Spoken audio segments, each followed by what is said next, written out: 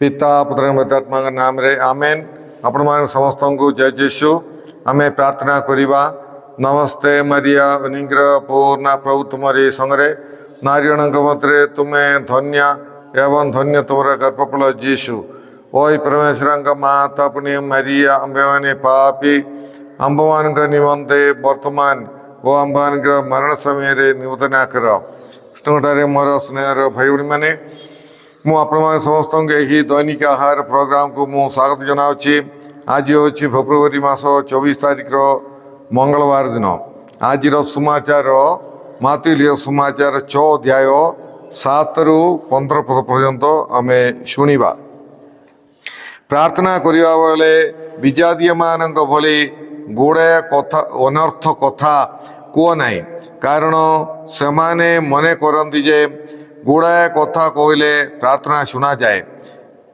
एणु से परी हुओ ना, कारण तुम्हें मागिबा पूर्वर तुमर कौन आवश्यक तुमर पिता ता जानती। अतएव तुम्हें यहीपरि प्रार्थना कर। हे आंबमान स्वर्गस्थ पिता, तुम्भर नाम पूजित हेउ, तुमर राज्य आसु, जेपरि स्वर्गरे सेहीपरि मूर्तिरे तुमर इच्छा पूर्ण हो। आज आंभमान को आमर दैनिक आहार दियो। आंभे माने जेपरि निजर अपराधी को क्षमा करो, तुम्हें सेपरि आमर अपराध क्षमा कर। प्रलोभन आड़ को आंभमान को छाड़ नाई एवं मंदरु आंभमान को रक्षा कर। कारण तुम्हें जदि अन्य मानकर अपराध क्षमा कर, तबे तुमर स्वर्गस्थ पिता मध्य तुमर अपराध क्षमा करिवो। किंतु तमें जदि सेमानंकर अपराध क्षमा कर नहीं, तबे तुमर पिता मध्य तुमर अपराध क्षमा करिवे नहीं। प्रभुंकर सुसमाचार। हे प्रभु जीशु ख्रीष्ट तुमर प्रशंसा है। कृष्णगुटारे मोर स्नेहर भाई भाई मैंने आज सुसमाचार रे प्रभु जीशु ख्रीष्ट आंब मान को प्रार्थना विषय शिक्षा दियंती। आओ यही तपस्या काल रे तपस्या काल पांश बुधवार दिन आम शुणुलु प्रार्थना उपवास एवं दान धर्म विषय यहाँ यही तपस्या काल मुख्य कार्यकलाप गुड़िक। तेणुक आम समस्ते अधिक अधिक प्रार्थना करिवार समय होची यही तपस्या काल। आउ प्रभु जीशु ख्रीष्ट आज समाचार रे कहउछंती प्रार्थना गोटे देखाणी नुहे, देखाणी करने को ना। कारण यह होची आमर स्नेहमय एवं सर्वज्ञानी पिता ठारे आमर कथबार्ता। आमर ईश्वर सब जानते सेटा माने प्रभु जीशु ख्रीष्ट निजे कहते से अच्छा सर्वज्ञानी। तेणुक ईश्वर को सबकि जनइला परी आम प्रार्थना करवा दरकार ना। एटा गोटे माने आमर गोटे कथबार्ता गोटे गोटे पिला तांगर बापा माँ ठारे कथबार्ता कलापरी स्नेहर सहित करुवा कथबार्ता होची सही प्रार्थना। तेणुक सर्वप्रथमे आमर कौन गोटे उत्तम संपर्क आमर थिबार अछि। सेतिबाई ही प्रभु जीशु ख्रीष्ट कहउछंती तुमे बलि उत्सर्ग कला बेलू तुमे अपराधी मान को क्षमा दियो, समस्त को क्षमा माग, तापर आसिक तुमे बलि उत्सर्ग कर, जहाद्वारा ईश्वर ता प्रभु ता ग्रहण करेंगे। तेणुक आमर माने शत्रुता जदि आमर जीवन में अच्छी आमर ईश्वर ठारे आमर संपर्क ठीक रही। तेणुक प्रार्थना करने समय प्रतिवासी ठारे एवं ईश्वर ठारे आमर संपर्क ठीक थिबा आवश्यक। आओ प्रभु आमे मागिबा पूर्व आमर कौन आवश्यक ताहा स्वर्गस्थ पिता माने से जानिचंती, से अचंती सर्वज्ञानी। तेणुक आमे सब किछि लंबा चौड़ारे कहवा दरकार नहीं। आओ तेणु प्रार्थना द्वारा आमे परमेश्वरंकर स्तुति प्रशंसा आराधना धन्यवाद करवा बहुत दरकार अछि। यहाँ ही उत्तम प्रार्थना। आमे न मागिले मतियो से आमर दरकार गुड़िक जानते। तेणुक प्रभु को आमे अधिक समय आमे प्रभु को स्तुति प्रशंसा करी प्रार्थना करने आमे चेष्टा करवा।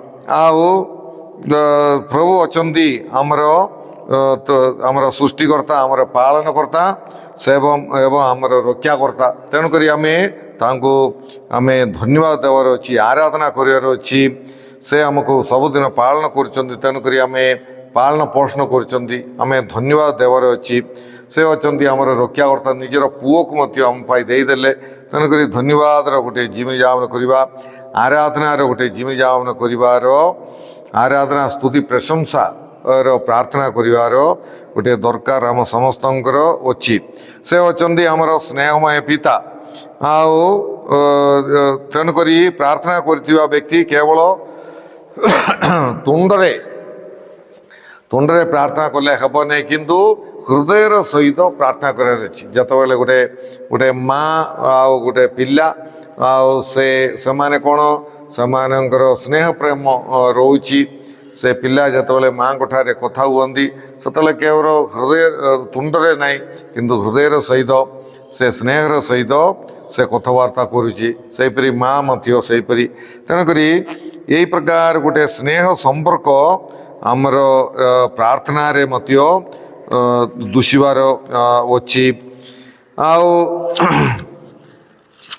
ଆମେ ହୃଦୟର ସହିତ ପ୍ରାର୍ଥନା କରିବା ପାଇଁ ଆମେ ଚେଷ୍ଟା କରିବା। ଈଶ୍ୱରଙ୍କୁ ଆମେ ପୂର୍ଣ୍ଣ ହୃଦୟରେ, ପୂର୍ଣ୍ଣ ପ୍ରାଣରେ ଆମେ ସ୍ନେହ କରିବାର ଅଛି ବୋଲିକି ଆଜ୍ଞା ମଧ୍ୟ ଅଛି। ପରମେଶ୍ୱର ଆମର ଯାହା ଅଛି ସେ ସବୁଥିର ଦାତା। ଆମର କିଛି ନାହିଁ, ଯାହା କିଛି ଅଛି ଆମର ଅଛି, ସେ ସବୁ ଆମର ମାନେ ସେ ଅଛନ୍ତି ଆମର ଦାତା। ତେଣୁ ଆମେ ତାଙ୍କୁ ଦୈନନ୍ଦିନ ଧନ୍ୟବାଦ ଦେବା ଉଚିତ। ପ୍ରଭୁ ଆମକୁ ଦେଇଛନ୍ତି, ତେଣୁକରି ସବୁବେଳେ ଆମେ ପ୍ରଭୁଙ୍କୁ ଧନ୍ୟବାଦ ଦେଇ ଗୋଟେ ଜୀବନଯାପନ କରିବା ପାଇଁ ଆମେ ଚେଷ୍ଟା କରିବା। ଆଉ ତେଣୁ ପ୍ରାର୍ଥନା ଆମର ଓ ସ୍ୱର୍ଗୀୟ ପିତାଙ୍କର ଭିତରେ ଥିବା ସ୍ନେହ ସମ୍ପର୍କର ଚିହ୍ନ।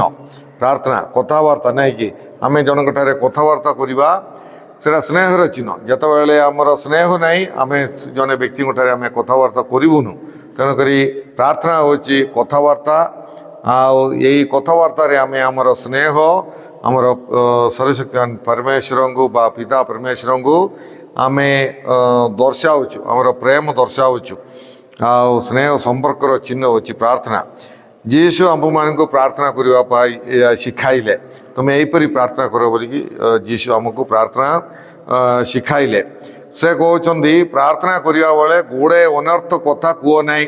ଆଉ କ'ଣ ଅଛି, ଲମ୍ବା ଚଉଡ଼ା ପ୍ରାର୍ଥନା କରିବା ଦରକାର ନାହିଁ, ସେଇଟା ବିଜାତୀୟମାନେ କରିବେ ବୋଲିକି କହୁଛନ୍ତି।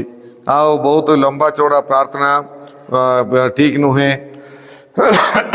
ଲୋକମାନଙ୍କୁ ବେଳେବେଳେ କ'ଣ ଅଛି, ଆମେ ଲମ୍ବା ଚଉଡ଼ା ପ୍ରାର୍ଥନା କରିବା, ବିରକ୍ତ କରିବ ଲମ୍ବା ଚଉଡ଼ା ପ୍ରାର୍ଥନା। ଆଉ ଯୀଶୁ ମଧ୍ୟ କହୁନାହାନ୍ତି ଯେ ଲମ୍ବା ଚଉଡ଼ାରେ, ଏଇଟା ଗୋଟେ ଦେଖାଣି ମଧ୍ୟ ବେଳେବେଳେ। ତେଣୁକରି ଏସବୁ ପ୍ରାର୍ଥନା ଆମେ କରିବା ନାହିଁ। ଏଇଟା କ'ଣ ଅଛି, କବାଟ ବନ୍ଦ କରି ପ୍ରାର୍ଥନା କରିବା ପାଇଁ ଯୀଶୁ କହନ୍ତି। ତାର ଅର୍ଥ କ'ଣ, ଆମେ ମାନେ କ'ଣ ଅଛି, ଆମେ ସିକ୍ରେଟ୍ ଭାବରେ ମୁଁ ଆଉ ମୋର ବାପା ଆମ ଭିତରେ ଥିବା କଥାବାର୍ତ୍ତା। ତେଣୁକରି ଆଉ ଏଇଟା ଗୋଟେ ଦେଖାଣି ନୁହେଁ।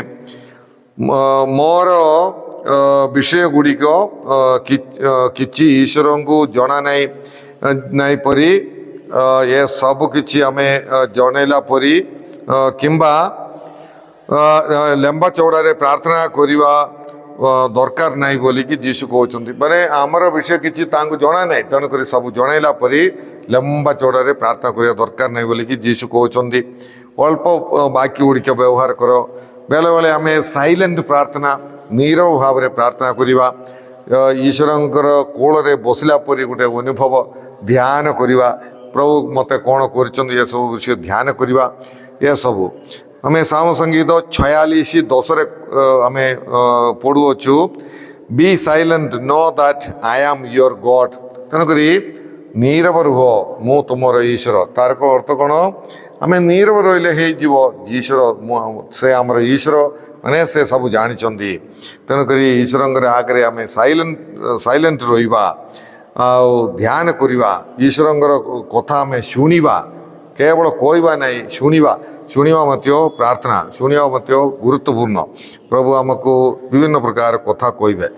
ପ୍ରଭୁଙ୍କର ପ୍ରାର୍ଥନା ହେଉଛି ପ୍ରାର୍ଥନାର ଗୋଟିଏ ମଡେଲ, ଗୋଟେ ନମୁନା କିପରି ପ୍ରାର୍ଥନା କରିବାର ଅଛି। ତୁମେ ଏହି ପ୍ରକାର ପ୍ରାର୍ଥନା କର ବୋଲିକି ଯୀଶୁ କହୁଛନ୍ତି। ତେଣୁକରି ପ୍ରଭୁଙ୍କର ପ୍ରାର୍ଥନା ମାନେ ସେଠି ଧନ୍ୟବାଦ ଅଛି, ସ୍ତୁତି ପ୍ରଶଂସା ଅଛି, କ୍ଷମା ମାଗିବା ବିଷୟ ଅଛି, ଏସବୁ ଅଛି। ତେଣୁକରି ସେଇ ପ୍ରକାର ଆମେ ପ୍ରାର୍ଥନା କରିବା ପାଇଁ ଆମେ ଚେଷ୍ଟା କରିବା। ଆଉ ଆମର ବ୍ୟବହାର ଓ କଥାବାର୍ତ୍ତା ଏହିପରି ହେଉ ଯେ ତୁମର ନାମ ପୂଜିତ ହେବ। ମାନେ ଆମର କ'ଣ ଅଛି, ତୁମର ନାମ ପୂଜିତ ହେଉ ବୋଲିକି ପ୍ରାର୍ଥନା କରିବା ପାଇଁ ଯୀଶୁ କହିଲେ। ହେଲେ ଈଶ୍ୱରଙ୍କର ନାମ କିପରି ପୂଜିତ ହେବ? ଆମର ଉତ୍ତମ କଥାବାର୍ତ୍ତା ବ୍ୟବହାର ଦ୍ୱାରା। ପ୍ରଭୁ ଯୀଶୁଖ୍ରୀଷ୍ଟ କହନ୍ତି ମାଥିଲୀ ସୁସମାଚାରରେ, ତୁମର ସତ୍କର୍ମ ଦେଖି ଲୋକମାନେ ସ୍ୱର୍ଗୀୟ ପିତାଙ୍କର ଜୟଗାନ କରିବେ। ତେଣୁକରି ଆମେ ତୁମର ନାମ ପୂଜିତ ହେଉ ବୋଲିକି ପ୍ରାର୍ଥନା କରିବା ପ୍ରତ୍ୟେକ ଆମେ ସମସ୍ତେ ଆମର କଥାବାର୍ତ୍ତା ବ୍ୟବହାର ଦ୍ୱାରା ଈଶ୍ୱରଙ୍କର ନାମକୁ ଗୌରବାନ୍ୱିତ କରିବା ପାଇଁ ଆମେ ଚେଷ୍ଟା କରିବା। ଆଉ ତୁମର ରାଜ୍ୟ ଆସୁ ବୋଲିକି ଆମେ ପ୍ରାର୍ଥନା କରୁଅଛୁ। ସମସ୍ତେ ତୁମର ଶାସନର ଅଧୀନ ହେଉ, ଈଶ୍ୱରଙ୍କର କଥା ସମସ୍ତେ ମାନନ୍ତୁ, ଆଜ୍ଞାବହ ହୁଅନ୍ତୁ। ଏସବୁ ହେଉଛି ତାହାର ଅର୍ଥ। ତେଣୁକରି ଯେମିତି ଆମେ ପ୍ରାର୍ଥନା କରୁଛୁ ଆମର ଜୀବନକୁ ମଧ୍ୟ ଆମେ ସଜେଇବାକୁ ପଡ଼ିବ। ଆଉ ଦୈନିକ ଆହାର ଦିଅ। ଆହାର ବୋଲି କହିଲେ କେବଳ ଖାଦ୍ୟ ନୁହେଁ, କିନ୍ତୁ ଦୈନନ୍ଦିନ ମୋତେ ଯାହା ଦରକାର ଅଛି ତାହା ଆମକୁ ପ୍ରଦାନ କର। ରୋଟି ହେଉ, ପିନ୍ଧିବାକୁ ବସ୍ତ୍ର ହେଉ, ସେହିପରି ରହିବା ପାଇଁ ଘର, ସବୁକିଛି ଜାଣିବା ପାଇଁ ଜ୍ଞାନ, ଏସବୁ ଆମକୁ ଦରକାର, ତାହା ମୋତେ ପ୍ରଦାନ କର ବୋଲିକି ଆମେ ପ୍ରାର୍ଥନା କରୁଅଛୁ। ସେହିପରି ଆମ୍ଭମାନଙ୍କୁ ଆଜି ଆମ୍ଭମାନଙ୍କୁ ଆମର ଆହାର ଦିଅ ବୋଲିକି ଆମେ ପ୍ରାର୍ଥନା କରୁଅଛୁ, ମୋର ବୋଲିକି ନାହିଁ। ତେଣୁକରି ଆମେ ଆମର ଯାହା ଅଛି ଅନ୍ୟମାନଙ୍କୁ ବାଣ୍ଟିବା ପାଇଁ ମଧ୍ୟ ବଳକା ଯାହା ଅଛି ଆଉ ତାହା ଅନ୍ୟମାନଙ୍କୁ ବାଣ୍ଟିବାର ଗୋଟିଏ କର୍ତ୍ତବ୍ୟ ଆମ ସମସ୍ତଙ୍କର ଅଛି। ସେହିପରି ଆମର ପାପ କ୍ଷମା କରିବା ବିଷୟ ମଧ୍ୟ କୁହାଯାଉଛି। ଆମେ ସମସ୍ତେ ପାପୀ ହୋଇଥିବାରୁ ଈଶ୍ୱରଙ୍କର କ୍ଷମା ଆମ ସମସ୍ତଙ୍କୁ ଦରକାର ଅଛି। ସମସ୍ତେ ପାପୀ, ତେଣୁକରି ଆମେ ଅନ୍ୟମାନଙ୍କର ପାପ କ୍ଷମା କରିବା ଦ୍ୱାରା ଈଶ୍ୱରଙ୍କର କ୍ଷମା ଆମେ ପ୍ରାପ୍ତ କରିପାରିବା। ତେଣୁକରି ଆମେ ଅନ୍ୟର ପାପକୁ କ୍ଷମା କରିବା। ପ୍ରଲୋଭନ ଆଡ଼କୁ ଆମ୍ଭମାନଙ୍କୁ ଛାଡ଼ ନାହିଁ। ପ୍ରଲୋଭନ ମାନେ କ'ଣ?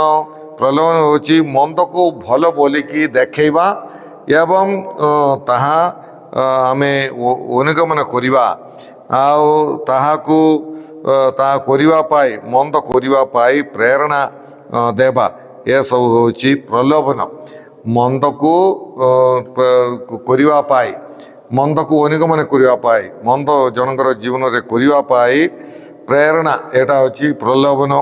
ତେଣୁକରି ଆମେ ଈଶ୍ୱର ଓ ଈଶ୍ୱରଙ୍କର ଇଚ୍ଛାକୁ ପରିତ୍ୟାଗ କରିବାର ଗୋଟିଏ ପରିସ୍ଥିତି ମୋର ଜୀବନରେ ନ ଆସୁ। କ'ଣ ଅଛି? ଆମେ ମନ୍ଦକୁ ପରିତ୍ୟାଗ କରି ଭଲକୁ ଆମର ଜୀବନରେ ଆଣିବା ପାଇଁ ଆମେ ଚେଷ୍ଟା କରିବା। ପରୀକ୍ଷା ପ୍ରଲୋଭନ ଠାରୁ ଦୂରରେ ରହିବା ପାଇଁ ଆମେ ଚେଷ୍ଟା କରିବା। ଆଉ ଈଶ୍ୱର ଓ ଈଶ୍ୱରଙ୍କର ଇଚ୍ଛାକୁ ପରିତ୍ୟାଗ କରିବାର ଗୋଟିଏ ପରିସ୍ଥିତି, ଏଇଟା ହେଉଛି ପ୍ରଲୋଭନ। ଈଶ୍ୱରଙ୍କୁ ଏବଂ ଈଶ୍ୱରଙ୍କର ଇଚ୍ଛାକୁ ପରିତ୍ୟାଗ କରିବା। ହେଲେ ସେହି ପ୍ରକାର ଗୋଟିଏ ପରିସ୍ଥିତି ମୋର ଜୀବନରେ ଅଛି କି ବୋଲିକି ଆମେ ପରୀକ୍ଷା କରି ଦେଖିବାର ଅଛି। ସେହି ପ୍ରକାର ପରୀକ୍ଷା ପ୍ରଲୋଭନରୁ ଦୂରରେ ରହିବା ପାଇଁ ଆମେ ଚେଷ୍ଟା କରିବାର ଅଛି। ମନ୍ଦକୁ ଦୂର କରି ଭଲ କାର୍ଯ୍ୟ ଗୁଡ଼ିକ କରିବା ପାଇଁ ଆମେ ଚେଷ୍ଟା କରିବାର ଅଛି ବୋଲିକି ପ୍ରଭୁଙ୍କର ପ୍ରାର୍ଥନା ମାଧ୍ୟମରେ ପ୍ରଭୁ ଆମକୁ ମନେ ପକାଇ ଦିଅନ୍ତି। ଆଉ ଅନ୍ୟମାନଙ୍କର ପାପ କ୍ଷମା କଲେ ତୁମର ପାପ ମଧ୍ୟ କ୍ଷମା କରାଯିବ ବୋଲି ପ୍ରଭୁ ଯୀଶୁଖ୍ରୀଷ୍ଟ କହୁଛନ୍ତି। ତେଣୁକରି ଅନ୍ୟର ପାପ କ୍ଷମା କରିବା ନିତାନ୍ତ ଦରକାର ଅଛି। ଆଉ ବ୍ୟବସ୍ଥା ନଥାଇକି କ୍ଷମା ଦିଅ ଏବଂ ପ୍ରଭୁ ଆମକୁ କ୍ଷମା ଦେବେ। ବ୍ୟବସ୍ଥା ନଥାଇକି କ୍ଷମା ଦିଅ ଏବଂ ବ୍ୟବସ୍ଥା ନଥାଇକି ମାନେ କ୍ଷମା ପାଅ। ଆଉ ଈଶ୍ୱରଙ୍କର କ୍ଷମା ପ୍ରାପ୍ତ କରିବା ପାଇଁ ଆମେ ସମସ୍ତଙ୍କୁ ବ୍ୟବସ୍ଥା ନଥାଇକି କ୍ଷମା ଦେବା ପାଇଁ ଆମେ ଚେଷ୍ଟା କରିବା। ପ୍ରାର୍ଥନା ଆମ୍ଭମାନଙ୍କୁ ଈଶ୍ୱରଙ୍କର ଏବଂ ପ୍ରତିବାସୀଙ୍କର ନିକଟସ୍ଥ ହେବା ପାଇଁ ସାହାଯ୍ୟ କରିବ। ଏଇଟା ପ୍ରାର୍ଥନା କରିବା ବ୍ୟକ୍ତି, ପ୍ରାର୍ଥନା ଦ୍ୱାରା ଆମେ ପ୍ରଭୁଙ୍କର ନିକଟସ୍ଥ ହେବୁ एवं प्रतिवासी निकटस्थ हो आम जाचु ईश्वर स्तुति प्रशंसा करवा धन्यवाद करवा प्रलोभन न पड़ी पवित्र जीवन यापन कर सबू आम ईश्वर निकटस्थ हो पारिबा सेहीपरि अन्य मानक क्षमा देकी आम प्रतिवासी निकटस्थ हो पारिबा प्रार्थना द्वारा आ मोर प्रार्थना ईश्वर पाख होगापाई एवं प्रतिवासी निकटस्थ होगापाई मत साहाय्य करुच्ची कि नाई यह आम परीक्षा कर देखा आम प्रार्थना करवा हे प्रभु परमेश्वर आज प्रभुंर प्रार्थना आंब मान प्रदान कर सुसमाचार आंब मान प्रदान कर तुमको धन्यवाद दौचु हे प्रभु आम समस्त को तुम्हें आशीर्वाद कर जो व्यवस्था गुड़िक प्रभुंर प्रार्थना अच्छी से ही व्यवस्था गुड़िक आमर जीवन में आने प्रलोभन दूर रही एवं अन्य मान को क्षमा देवाई आंब मान को तुम्हें साहाय्य कर हे प्रभु ये प्रोग्राम देखुवा समस्त को तुम्हें प्रचुर भाव में आशीर्वाद प्रदान कर हे प्रभु रोगी मान को तुम्हें शास्ति प्रदान कर ये सब प्रार्थना आम करुचु तुम जीशु कृष्ण मध्यस्थारे आमेन। सर्वशक्तिमान परमेश्वर पिता व पुत्र एवं पवित्रात्मा आपण मान समस्त आशीर्वाद प्रदान करंतु आमेन। आपण मान समस्त जय जीशु।